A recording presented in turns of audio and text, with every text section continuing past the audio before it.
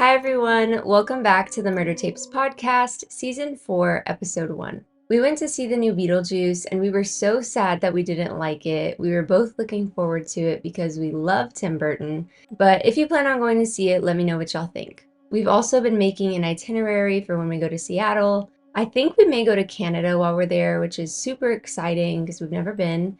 And we're also currently planning a trip with our moms for October, so a lot of fun things to look forward to in the next couple of months. Aside from that, I hope you all had a great weekend and got to do something fun and hang out with those you love. I read about this case online when researching serial killers in Canada, and I knew I had to cover it.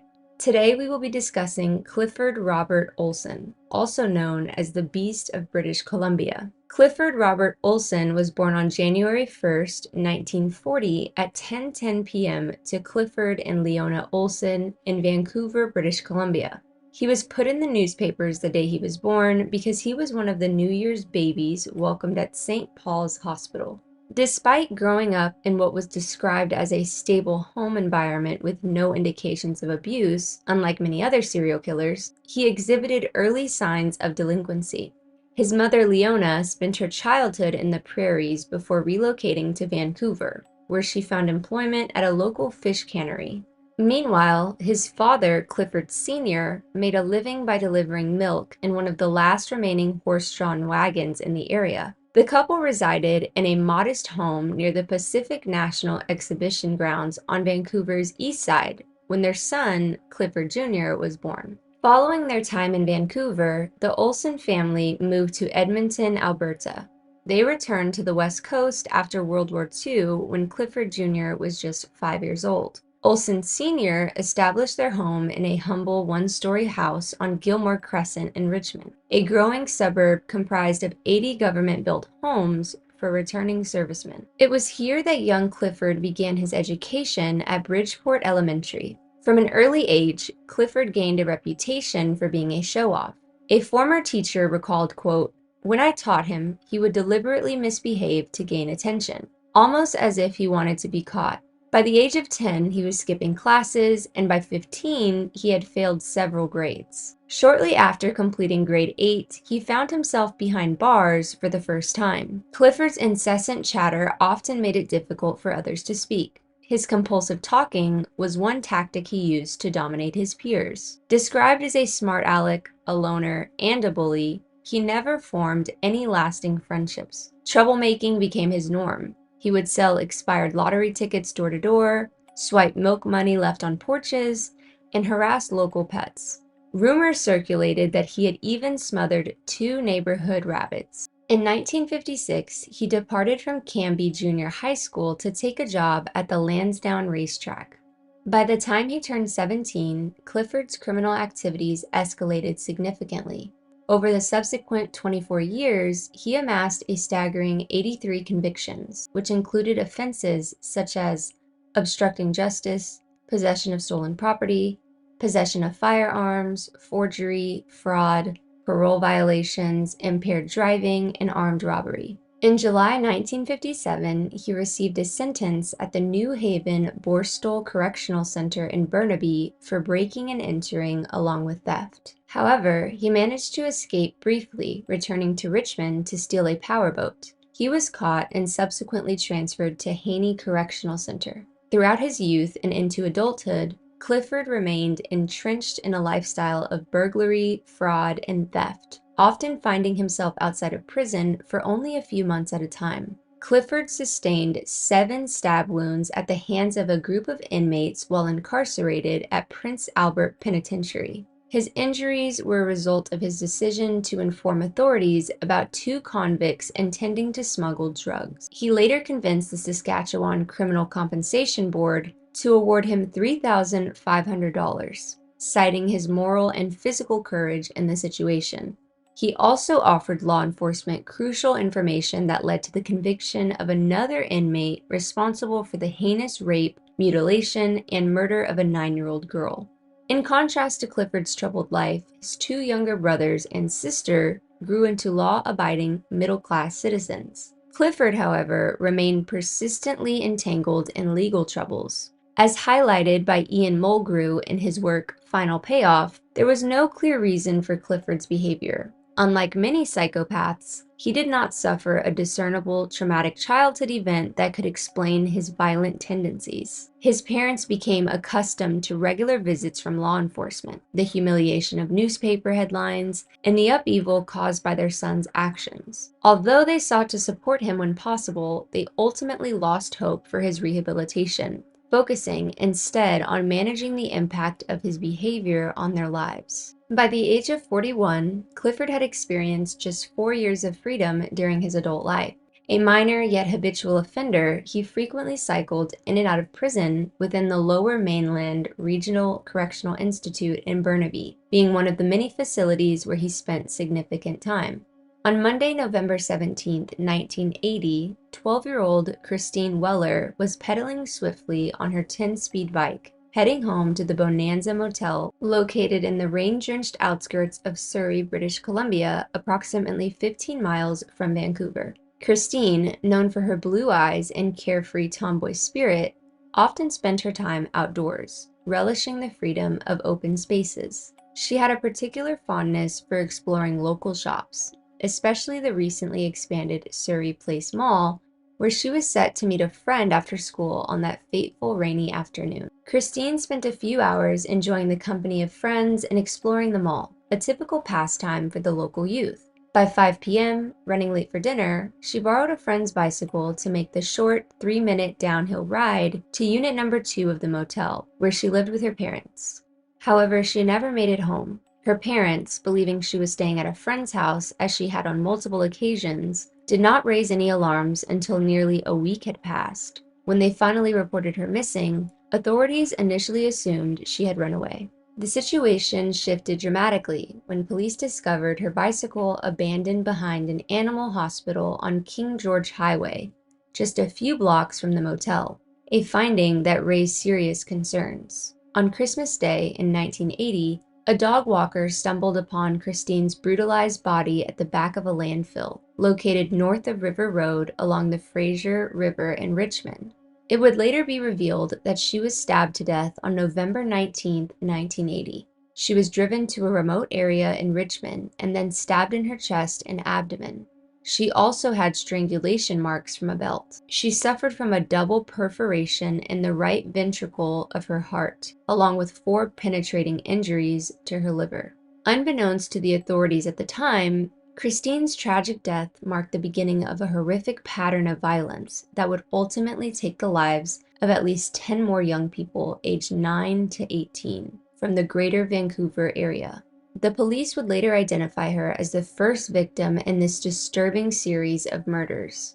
Shortly after, 13-year-old Colleen Dugnot was murdered on April 15, 1981. Colleen was not one to speak freely, her shyness often keeping her reserved. Standing at just over 5 feet tall, the 13-year-old's enchanting long brown hair and youthful demeanor radiated warmth in her missing persons photo. She had told her grandmother she would be home by around 4 p.m. after spending the night at a friend's house. Colleen was dressed in a vibrant red and white jacket paired with blue jeans and white running shoes. Her journey home to Old Yale Road in Surrey required her to take 2 buses with a stop near the Scott Road exit on the Surrey side of the Pattullo Bridge over the Fraser River.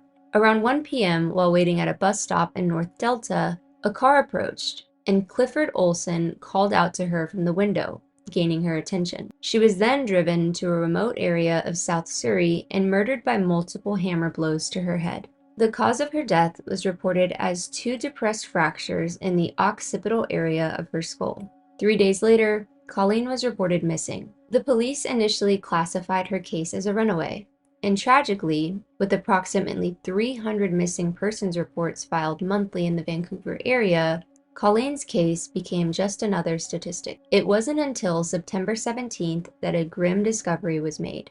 Colleen's skull and skeletal remains were found in a secluded forest in Surrey east of the 144th Street near 26th Avenue, not far from the US border. Years later, her sister Corinne recalls Colleen as a diligent student dedicated to her homework and academics. Just 3 days before what would have been Colleen's birthday, Corinne was called in to identify her sister's belongings. Among the items was only half a bra, but Corinne immediately recognized the red Adidas t-shirt that Colleen had borrowed from her. In a chilling twist, just 5 days following Colleen's disappearance, a 16-year-old boy also went missing.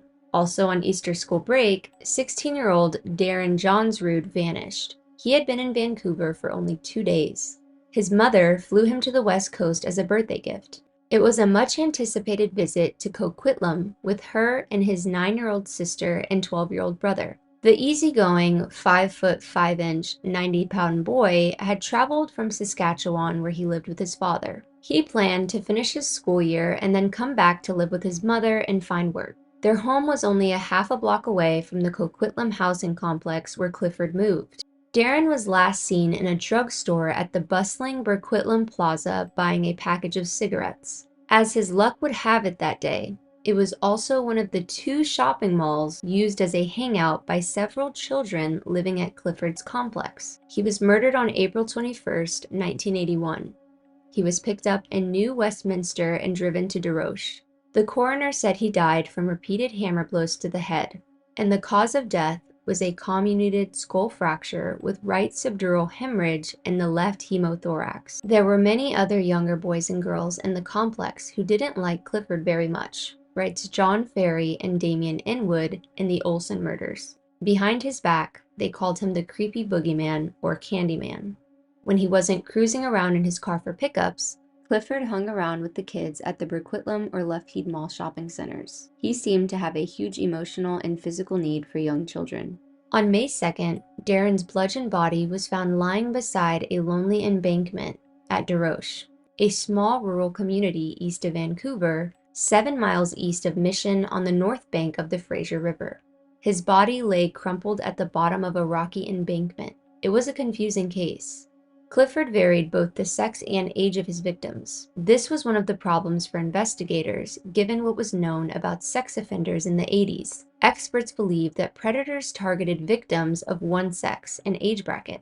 Consequently, the police did not link Darren's case to the murdered girls. In 1980, Clifford's gaze turned to Joan Hale while she was at the Caribou Hotel Lougheed Village pub, often referred to as the Caribou by locals. With its country and western vibe featuring wagon wheels adorning the walls and a cozy smoke-filled lounge, the venue was a popular haunt for the area's middle-class residents. Initially unaware of Clifford's recent release from prison, Joan was unfazed when she eventually learned of his history. She found him intriguing, captivated by his brown eyes, and it wasn't long before she felt a strong attraction, leading Clifford to move in with her just 3 days later. Quote, "I thought it was something I needed," Joan later testified in court during a related lawsuit. "I needed companionship and someone to protect me from my husband, who was causing me trouble." Clifford appeared to be the perfect solution.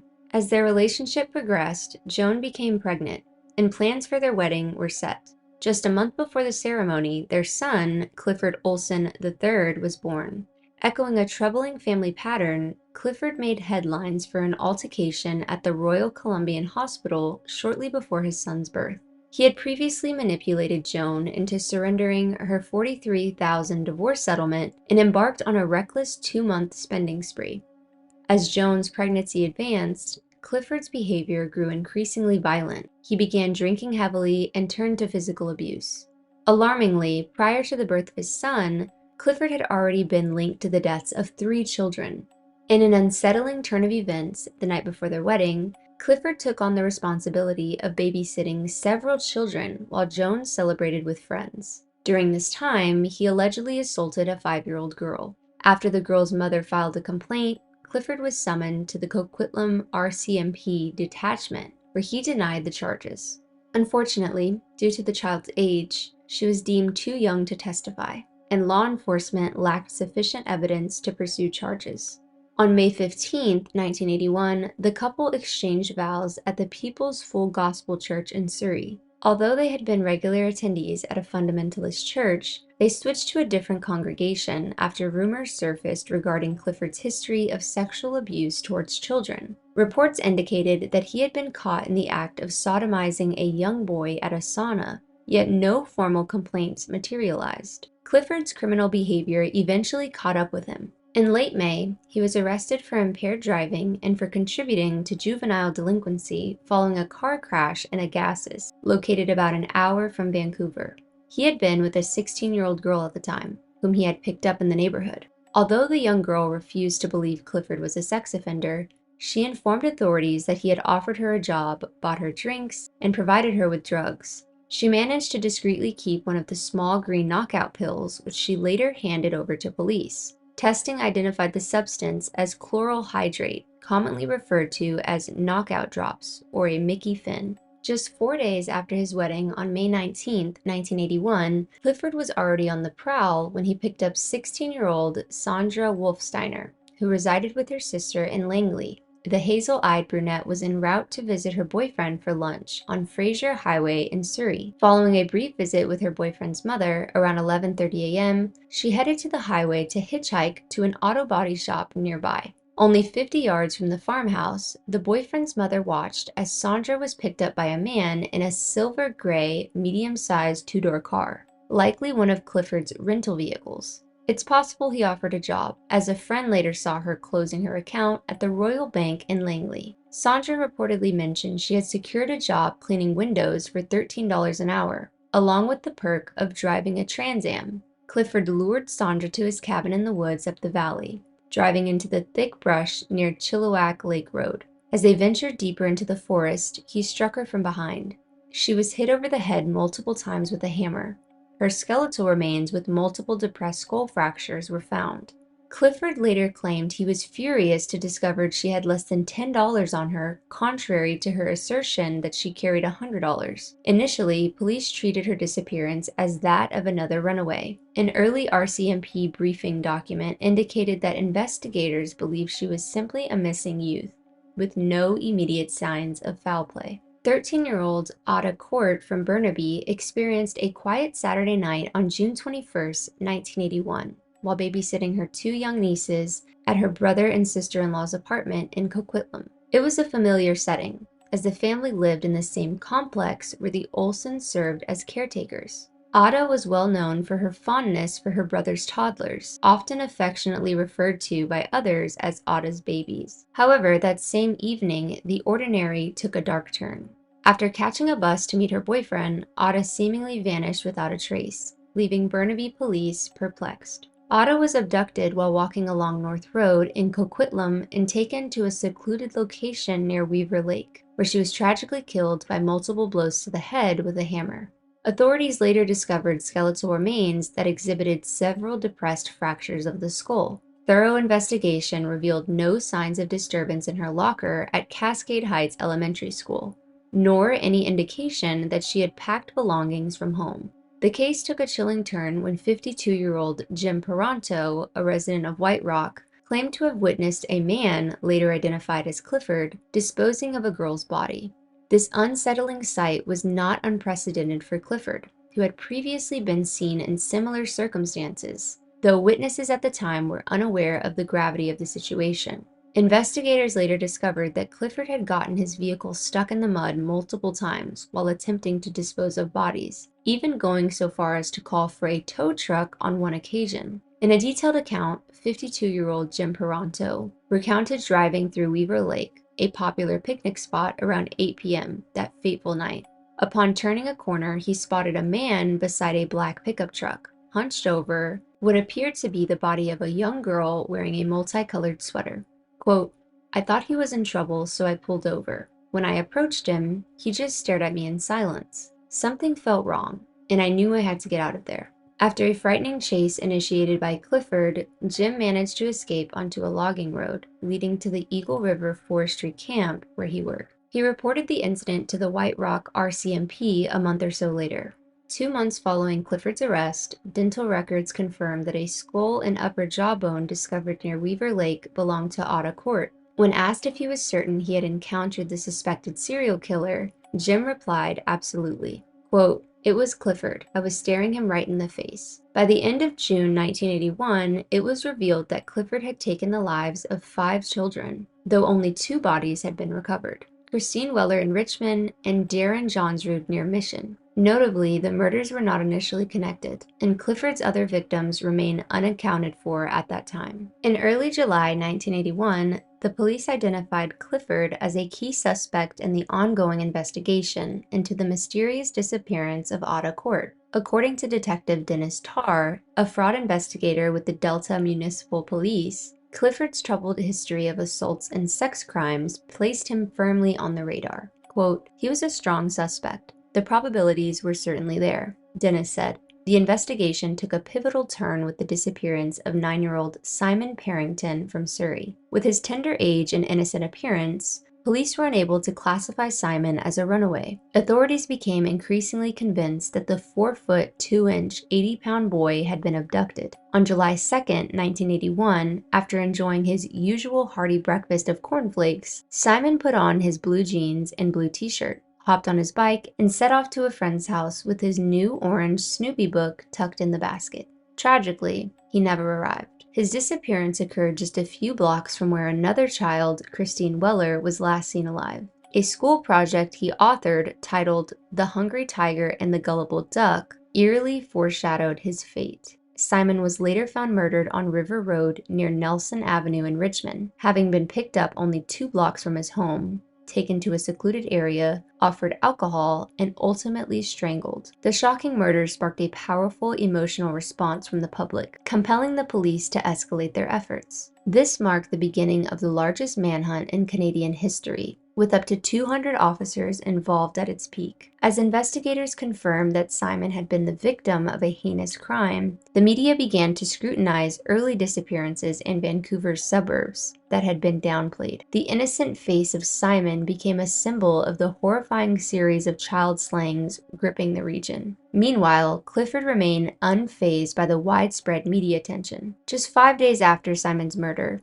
he attempted to entice a 16-year-old girl and her friend with an offer for a window washing job at $10 an hour. After coaxing one of the girls to accompany him alone, he provided her with alcohol and groped her. When the girl pushed back, Clifford stopped, but authorities did not connect him to Simon's disappearance or the murders of Darren and Christine, despite his subsequent arrest for indecent assault. Crown Prosecutor John Hall later expressed confusion, stating, quote, "It just doesn't fit. It doesn't fit still. I never could figure that one out." This reluctance among police departments to link cases of serial murder is not unusual. Often, they rely on generalized patterns and expert profiles, and mistakenly assume the majority of missing children are runaways or worry that acknowledging the presence of a serial killer in their community could strain resources and attract negative media attention. This phenomenon, known as linkage blindness, has tragically allowed serial killers to continue their crimes unchecked for months or even years, delaying public warnings and the mobilization of police resources. Clifford Olson is often described as having a Jekyll and Hyde persona. To the outside world, he appeared to be a jovial family man and a devout churchgoer. However, beneath this facade lurked a monster waiting to unleash its fury, particularly after he had been drinking. On a routine drive along North Road toward downtown New Westminster, Clifford Olson passed the imposing British Columbia Penitentiary, traversing familiar residential streets in Coquitlam. This area was not only a passage downtown, but also led to one of his favorite spots, the Caribou, where he frequently purchased off-sale beer. Clifford's inclination was to drink while driving, often encouraging his passengers to indulge as well. On this occasion, he was accompanied by 18-year-old Randy Ludlow. Little did Randy know that merely a week prior, Clifford had committed the heinous act of murdering Simon Partington, and just 2 days earlier had been charged with the indecent assault of a 16-year-old girl. Randy would later provide a chilling account of the final hours of Judy Kozma's life. Between 11 a.m. and noon on July 9th, Randy confirmed he was with Clifford as they headed toward downtown New Westminster. While navigating the streets, Clifford noticed a girl emerging from a phone booth on Columbia Street in front of the Royal Columbian Hospital. Recognizing her, he waved, to which she happily responded. He pulled over, and she approached the car to chat. At that moment, Judy Cosmo was en route to Richmond to visit a friend and apply for a job at a Wendy's restaurant. A shy and attractive brunette, she was in search of a second job, having met Clifford previously at McDonald's, where she worked part-time as a cashier. Quote, "Hop in," Clifford invited. "We'll take you there." Once inside the vehicle, Judy expressed her relief, stating, quote, "This is good. This will be faster than the bus. I would have had to go all through Vancouver to get there." As they drove toward Richmond, Clifford offered the young passengers the ever-present beer in his car. They arrived well ahead of Judy's job interview and too early to meet her friend, prompting a stop at the Richmond Inn to purchase additional beer. At one point, Clifford handed Randy a significant amount of cash to impress Judy, only to take it back when it was time to buy more liquor. Later, Randy recounted, quote, "When we returned to the car, Judy sat in the front passenger seat, and I sat in the back. Clifford offered Judy a job cleaning windows at $10 an hour. As detailed by Leslie Holmes and Bruce Northorpe in Where Shadows Linger, the trio returned to New Westminster, where Clifford bought a bottle of rum at a nearby liquor store. He rejoined them with the rum, coke, and plastic glasses, directing Randy to mix drinks for all. Clifford encouraged Judy to drink more, according to Randy, even as she expressed reluctance. Quote, "Give her another drink. Give her another drink," he insisted. Eventually, Judy agreed to a light drink, and when Randy mixed it, he offered her a glass of coke without rum. He discreetly signaled to Judy that it contained no alcohol. However, Judy remarked, quote, "This is really strong," leading Clifford to nod approvingly at Randy, indicating he had successfully made the drink potent. Clifford then gave Judy some small green pills, telling her, quote, "Here, take these. They'll straighten you out. They'll keep you from getting drunk." Judy complied and took the pills. He parked in the underground garage of his apartment complex, leaving Randy and Judy in the car while he went inside. Randy later recalled, quote, "This was the only time I sensed any anxiety from her. She appeared nervous and upset. I attributed it to her being just 15, having been drinking and about to miss her job interview. She was crying, and I wiped the tears from her eyes." When Clifford returned, she seemed to regain her composure. Clifford then dropped Randy off at Lougheed Mall. The next time Randy saw him, Clifford claimed he had dropped Judy off in Richmond. It wasn't until much later that Randy learned of the tragic fate that befell Judy, as Clifford had murdered her before embarking on a family vacation to Knott's Berry Farm near Los Angeles, scheduled for July 21st. She was stabbed multiple times after being driven to a remote area near Weaver Lake. Clifford would later tell police that he pounded a nail into the head of one of his drugged victims and a Phillips screwdriver into another, but didn't mention who. He also said he asked the victim how they felt after. On another occasion, a young boy informed him that he had been sodomized before, and Clifford scolded him for not notifying the police before killing him. In his book, Disappearances, Derek Murdoch notes that when a child aged 10 or younger goes missing for over a day, it's typically not due to their own volition. Conversely, during the latter half of childhood, especially between the ages of 11 and 14, this assumption shifts as children grapple with burgeoning sexual awareness. For those aged 15 and older,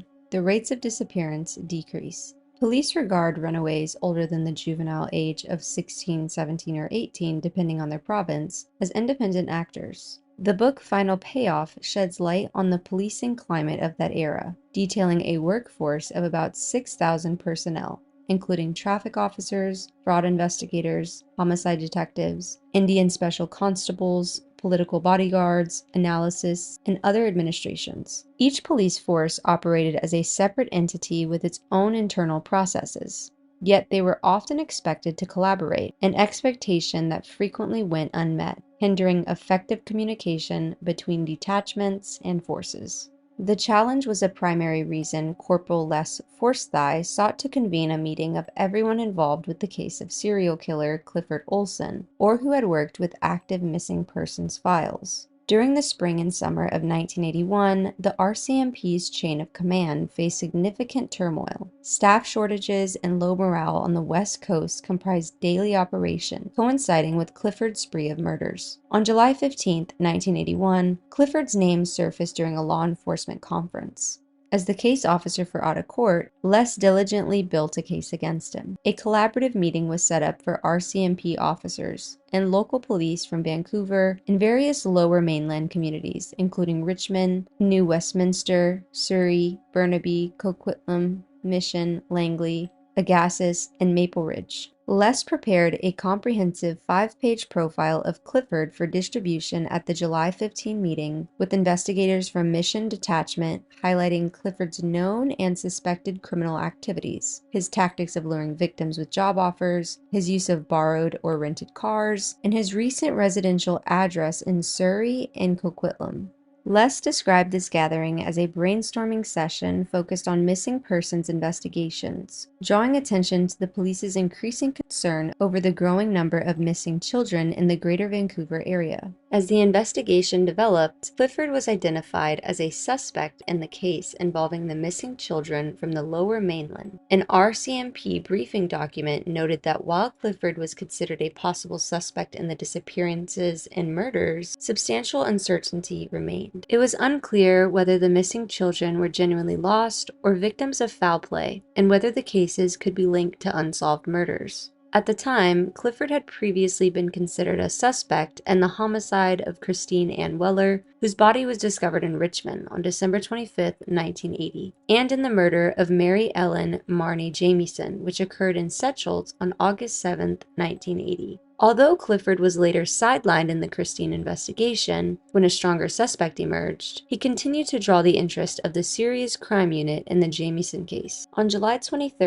1981, Lawrence King Jr. was tragically murdered near Weaver Lake. His father emphasized, quote, "There's just no way he could have run away," firmly stating that his son was not the type to flee. The 15-year-old with sandy hair was enjoying his summer break and actively searching for his first job. He frequently visited the Canada Manpower Youth Employment Center, where he was becoming a familiar face to the staff. After securing his bike at the facility, he was eager to find work. On that fateful day, Ray encountered a man named Clifford, who lured him with the promise of employment. Clifford drove him along Highway Number 7 towards Harrison Mills and Weaver Lake, veering off the highway toward a popular camping area. He then took a rough back road leading to a British Columbia Forest Service campground beside Alpine Lake. In a horrific act, Clifford assaulted Ray, striking him with rocks before disposing of his unconscious body down a steep hillside.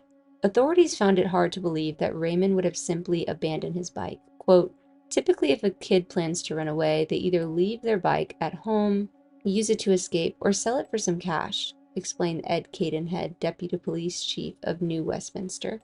On the night of the murder, Clifford had covered 403 kilometers in a rental car he had obtained from Metro in Port Coquitlam. He had previously approached a rental clerk, trying to lure her with a job offer to shampoo carpets at an apartment complex he claimed to own near Lougheed Mall. Quote, "He would come in on the days I was working," she recounted. "He offered $16.60 an hour, which was more than I made here. Thank God I never followed up on his offer." Just 2 days later, on July 25th, the body of Judy Cosma was discovered near Weaver Lake, marking the killer's next victim. On July 24th, 1981, 18-year-old Sigrun Charlotte Elizabeth Arndt, a visiting student from Weinheimer, Germany, was last seen with her suspected killer in a pub in Coquitlam. Later, passengers on a passing train spotted her crouched beside a middle-aged man, later identified as serial killer Clifford Olson. It wasn't until Clifford confessed that Sigrun's name was officially added to the list of murder victims. The devastating news reached Mr. and Mrs. Arndt via a long-distance call. On August 28th, Miss Arndt recounted to the Vancouver Sun how her sister, speaking from Vernon, informed her that police were present and needed to relay a heartbreaking message. They believed that they had found a deceased girl who might be Sigrun. Reflecting on her daughter's character, Miss Arndt mentioned that Sigrun was intelligent and cautious,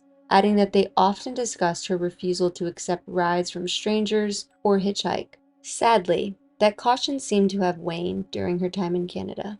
Sigrun left behind a diary filled with excitement about her adventures exploring by boat and horseback. However, it was her admiration for the warm-heartedness and willingness to help among the locals that captured her heart, according to her mother, Irmgard Arndt. This newfound trust appeared to have overshadowed her natural wariness. Tragically, Sigrun's body was discovered in Richmond, partially concealed in dirt within a trench, just 400 yards away from where another victim, Simon Patrick James Partington had been uncovered just a day earlier. Sigrun was picked up in Coquitlam and driven out to a remote area of Richmond. She was then hit with a hammer multiple times over the head. Her cause of death was massive head injuries. 2 days following this grim discovery, yet another person went missing. Terry Lynn Carson's mother ultimately found herself in the courtroom as the justice system unfolded. Overcome with grief, her presence was a poignant reminder of the tragic loss of her 15-year-old daughter. On the morning of July 27, 1981,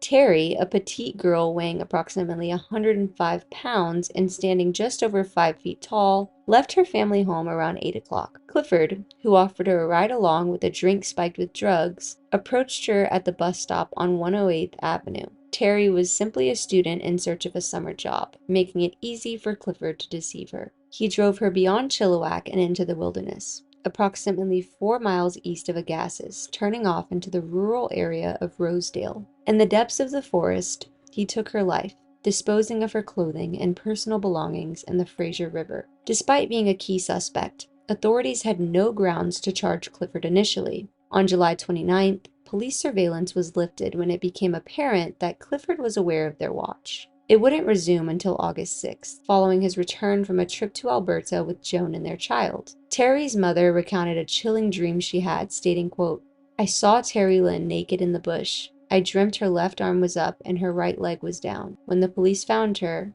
her right leg was up and her left arm was down. The exact opposite. It was as if my dream was warning me of her fate. Deep down, I wanted to dismiss it." On Thursday, July 30th, 1981, after his earlier meeting with law enforcement, Clifford met with his attorney Bob Schatz later that evening. On his way, he encountered 17-year-old Louise Simone Mary Evelyn Chartrand, noted for her petite stature and youthful appearance. The youngest of 7 siblings, Louise had moved from Quebec to the Fraser Valley town of Maple Ridge, located approximately 20 miles east of Vancouver, alongside 3 of her sisters. According to police reconstructions, Louise had likely hitchhiked part of the way to her night shift job as a waitress. Following her drop-off, she made her way to downtown Mission to purchase cigarettes, just a 10-minute walk from her workplace. During this time, Clifford managed to lure her into his vehicle, drug her, and head towards Whistler. Remarkably, he even made a stop at the Squamish RCMP detachment to retrieve a confiscated firearm, but was turned away as the officer responsible for court exhibits was unavailable. Continuing on, Clifford drove along the notoriously dangerous Killer Highway, known for its history of fatal accidents, which leads to Whistler, an additional 45-minute journey from Squamish. Arriving at a gravel pit north of the ski resort, Clifford brutally attacked Louise, striking her skull multiple times with a hammer before burying her in a shallow grave. The injuries inflicted upon her resulted in severe skull fractures. When Louise failed to show up for her scheduled 8 p.m. shift at Beano's restaurant, her coworkers reached out to her family. The following morning, one of her sisters contacted the RCMP about her disappearance. The RCMP quickly initiated an investigation, suspecting foul play. Quote, "We know she isn't a runaway. The fact that she is missing is inconsistent with her normal behavior," stated Inspector Pat Wilson. Sergeant George Nussbaumer added, quote, "It's not as if she is running away from an unhappy home." Clifford systemically targeted young children in British Columbia, gaining their trust before leading them to remote locations, where he committed murder through strangulation, stabbing, or bludgeoning with a hammer. Clifford's crime spree spanned from November 1980 to August 1981, culminating his arrest in Ucluelet near Vancouver Island while he was under police surveillance. Authorities apprehended him when he was suspected of endangering 2 female hitchhikers he had picked up. Upon his arrest, investigators discovered a notebook containing the name Judy Cosma, one of his victims. Clifford was charged with burglary and held without bail during this time. Later, he faced 11 counts of first-degree murder, to which he pleaded guilty. Retrieving the bodies from remote sites would have been near impossible without Clifford's cooperation, which was secured through a controversial agreement paying $100,000 into a trust fund for his family. Clifford's modus operandi involved luring victims into his vehicle under the pretense of offering them jobs at a rate of $10 per hour, often using alcohol and a sedative called chloral hydrate to incapacitate them. Included in this investigation is an affidavit from Robert D. Shantz, Clifford's attorney, detailing a conversation with Inspector Larry Proke of the Royal Canadian Mounted Police, or RCMP. regarding the cash out for corpse deal. Despite the volume of uncovered evidence, many unresolved questions linger about Clifford's potential involvement in other child abductions and murders across British Columbia and Alberta. Both the RCMP and then Attorney General Alan Williams conceded that Clifford had suggested further monetary negotiations in exchange for information about additional victims, a proposal that was ultimately rejected due to a directive against financial dealings with him. Among Clifford's known victims were young women, including Pamela Lorraine Darlington, whose body was discovered in 1973 after she was stripped, raped, and murdered. Over a 3-year span, at least 14 girls lost their lives along the Trans-Canada Highway and adjacent routes, indicating a disturbing pattern that investigators attribute to Clifford. In Canada, individuals convicted of first-degree murder can seek parole after serving a maximum of 20 years. Clifford reached this threshold and applied for parole. However, following a hearing on July 18, 2006 at a prison near Montreal, Clifford's request was denied by a panel of 3 members, a decision that did not come as a surprise. According to a report from CBC Radio, Clifford argued during the hearing that it lacked jurisdiction over him, claiming he had received clemency from the United States due to possessing information related to the September 11 attacks. Under current Canadian law, Clifford is eligible to reapply for parole every 2 years. His trial judge, Justice Harry McKay, would say, quote, "I don't have the words to describe the enormity of your crimes and the heartbreak and anguish you have caused so many people. No punishment a civilized country could give you could come close to being adequate. You should never be granted parole for the remainder of your day.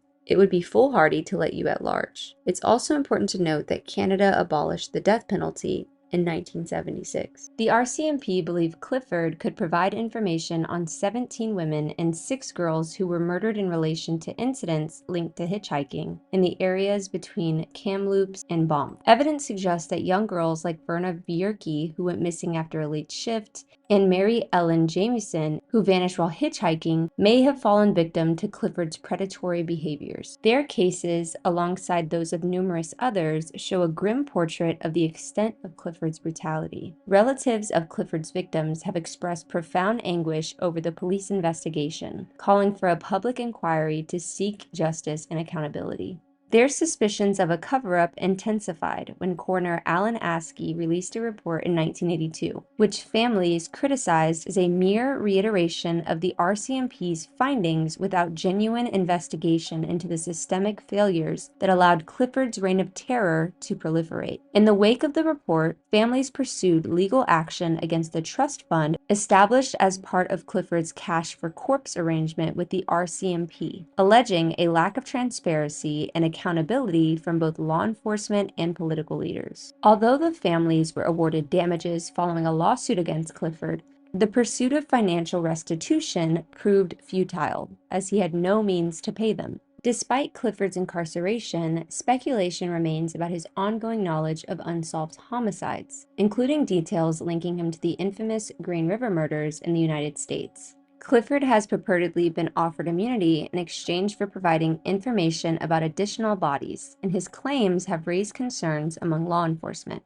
In summary, the case of Clifford Olson serves not just a chilling reminder of the brutality of his crimes, but also highlights the broader systemic issues within the investigative practices of the time. His manipulative negotiation tactics and the subsequent legal battles underscore the complex nature of accountability when it comes to heinous crimes and the search for justice for the victims and their families. The specter of unsolved murders and potential cover-ups continues to haunt those left behind, firmly etching Clifford's legacy as one of Canada's most notorious serial killers. I'm now going to read what Clifford wrote about himself. Quote, "A profile of a serial killer can only be written by the serial killer himself. He must be truthful with himself first, and then with the facts he writes about it. In my own case, I will only try to make a short profile, a profile of myself. I have not gone into the reasons why I pleaded guilty to the murder of the 11 children in British Columbia in 1980 and 1981, and I don't feel I have to. I will save that for a more trained individual in those particular fields. The purpose of this profile is to be no more than a short introduction of myself. I have taken the reader step by step through each and every case as to what happened in each murder. I used what took place during the murders and what was said between the children and myself. I tried to tell the facts as I recall them and have added nothing of fiction to enhance them. I also had the foresight to tape all the interviews in 1981 and 1982 with the top 3 psychiatrists of Vancouver, Calgary, and Toronto. These tapes are for my personal use and are only available to myself and my lawyer, Robert Shantz, for my own writing and for study purposes for criminology students. I have been currently conducting research and analyzing the lives and crimes of over 150 serial killers. I believe that there has never been an academic, university-level textbook that analyzes the lives and crimes of serial killers in the United States, Canada, or any other country. In my own personal study, I hope people will be able to get a clear understanding on violent behavior. Each serial killer has their own reasons as to why they murdered, but the reasons that led to the killing are not to be compared with each other, as would be done in other fields of study. Once the facts are seen and provided by the serial killer himself, we will then be able to fully understand why they kill. I can only speak to as why I murdered as I did. I can only put my thoughts and reasons as to the whole matter to be looked at by the professional psychiatrists and by criminologists and other trained people. In my case, I hope that I may be able to shed light on the workings of a serial killer. One must remember and ask themselves, like I did, why there is no material written by the serial killer himself. The reason is simple. No serial killer wants to give up that much of himself. And in most cases, they have appeals proceeding through the court system, which they don't want to jeopardize. Even when they are given a death sentence, they will not talk about the murders because of a future chance of parole. I have never in my life read a book written by a serial killer on his own exploits. All kinds of people write about various serial killers, but they can never write what the serial killer knows. In reading this short profile on myself, I wish to inform the reader that not even our famed Royal Canadian Mounted Police know what happened to those 11 children in terms of how they were murdered. Only my lawyer and I know. Only one important aspect must be brought out, and that is to do with the $100,000 trust fund that I agreed to have set up. There was no deal that made me exchange the children's bodies for the money that was agreed on. I would never have made the deal that I did had it not been for Joan. Joan had received $28,000 from her divorce settlement, and I took it and spent it. I was just taking her for a ride, as we say. Also, I would not have told about the bodies and pleaded guilty if I had not fallen in love with Joan and stole her money like I did. I would be free today, as is said by the Crown John Hall, my lawyer Alan Williams, and former Attorney General of British Columbia. The reasons I'm serving a life sentence is because I pleaded guilty to the charges. Had the RCMP not known I stole the money from Joan as I did, I wouldn't have mentioned the deal to get Joan's money back. Joan never knew or had any idea of the trust fund that had been put together. Had she known of the deal, she would have never agreed to it. In closing my profile, I stand by my letter on Friday, February 5th, 1982, which I wrote to Genevieve Westcott, a CBC television reporter in Vancouver, as to why I pleaded guilty. This letter ran on national television, and the text ran full in both the Vancouver Sun and province newspapers as follows. Thank you for your letter on February 2nd, 1982 that was brought in by my wife, Joan, on Wednesday on her visit with me. I don't give any interviews nor make any statements, Genevieve, because the so-called professional journalism reports can't put true facts together and print them as they should. I have such a volume of letters from all over the States and Canada wanting me to answer questions. I would expect of the media unequivocal, clear, chronological, and unbiased reporting of true facts, not the extreme degree of shallow, sensational, confused, and biased reporting sadly typical of the new media, TV, radio, and newspapers that have been doing in my case. I did not cause the unlawful deaths of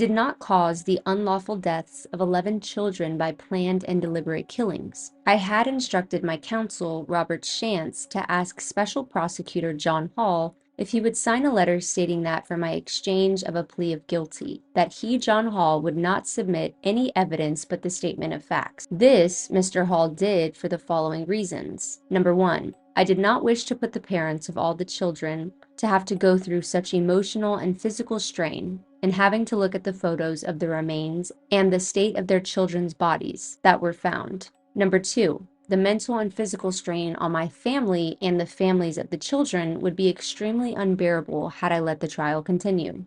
Number three, the personal statements given to the RCMP by the parents of their lives would have been brought out and would have caused for some embarrassment and disconcertion among some of the parents. Number four, The Justice McKay had the jury locked up so that they would not be able to communicate physically or by phone with their loved ones, wives, husbands, and children. This would have been for well over 8 weeks. Number 5, the complete exploration of the news media on all the victims' families and my family and on the court's evidence would be exploited by the media for sensationalism. Number 6, the whole cost of the trials and the E&W trials that would be ordered by the various courts of appeal are unbelievable. There are no words in the English language nor any other language that can express to the parents of my victims my deep emotional and sorrowful feelings of remorse I have for taking what are most precious to them, their children. I know it is hard to do, but I ask for forgiveness. I am terribly sorry for what I have done. What is not known is that the day before I was charged with the death of Judy Kozma, I had a 2-hour visit with my beloved wife, Joan, and my infant son, Stefan.